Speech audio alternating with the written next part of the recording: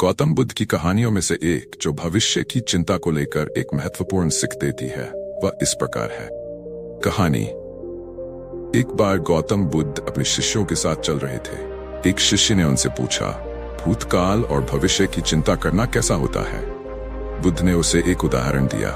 उन्होंने कहा, एक किसान अपने खेत में काम कर रहा था। उसने सोचा कि अगले साल उसकी फसल अच्छी होगी या नहीं, और इसी चिंता में वह पूरा समय बिताने लगा। लेकिन उसकी चिंता से फसल का उत्पादन प्रभावित नहीं हुआ। वह असल में अपने वर्तमान समय का सही उपयोग नहीं कर पाया। बुद्ध ने इस कहानी के माध्यम से समझाया कि भविष्य की चिंता केवल मानसिक बोझ होती है, जो वर्तमान क्षण में ध्यान केंद्रित करने की क्षमता को कमजोर कर देती है। उनका संदेश था कि हमें अपने वर्तमान पर ध्यान केंद्रित करना चाहिए और उसे सही तरीके से जीना चाहिए, क्योंकि केवल वर्तमान ही हमारे नियंत्रण में होता है। भविष्य के बारे में चिंता करने से केवल मानसिक अशांति बढ़ती है और यह हमें हमारे वर्तमान जीवन को सही ढंग से जीने से रोकती है। भविष्य की चिंता को कम करने के लिए हमें वर्तमान में पूरी तरह से ध्यान केंद्रित करना चाहिए और उसे सही तरीके से जीना चाहिए। भविष्य अपने आप आएगा और हमें उसकी चिंता किए बिना वर्तमान को सजीव और प्रभावी तरीके से जीना चाहिए। कहानी नंबर 2। भविष्य की चिंता को लेकर गौतम बुद्ध की एक प्रसिद्ध कहानी इस प्रकार है। कहानी। एक बार गौतम बुद्ध अपने शिष्यों के साथ यात्रा कर रहे थे। रास्ते में एक युवक आया।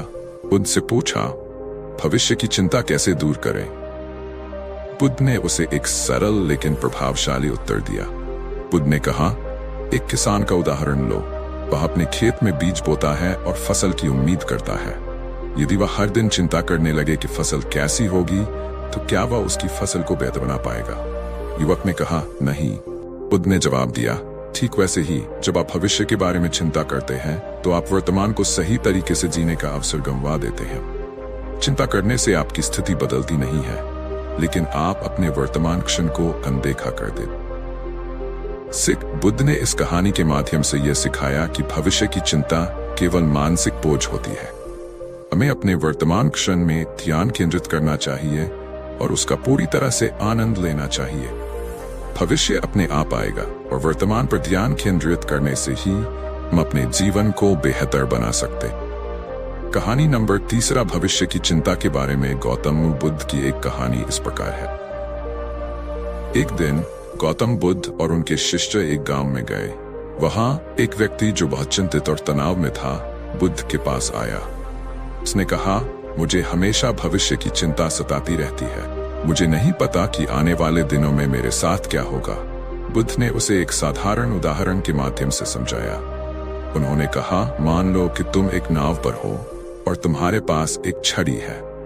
तुम अगर नाव की दिशा बदलने के लिए छड़ी का उपयोग नहीं करोगे, बल्कि भविष्य के बारे में चिंतन करोगे, तो तुम नाव को सही दिशा में नहीं ले जा पाओगे। सिख बुद्ध ने इस कहानी से यह सिखाया कि भविष्य की चिंता केवल मानसिक बोझ होती है, जो हमारे वर्तमान को प्रभावित करती है। हमें वर्तमान क्षण पर ध्यान केंद्रित करना चाहिए और अपने प्रयासों को सही दिशा में लगाना चाहिए। भविष्य अपने आप आकार लेगा। हमें अपने वर्तमान को पूरी तरह से जीने की कोशिश करनी चाहिए। कहानी नंबर 4। भविष्य की चिंता पर आधारित एक गौतम बुद्ध की कहानी इस प्रकार। कहानी। एक बार गौतम बुद्ध और उनके शिष्य एक गांव में ठहरे हुए थे।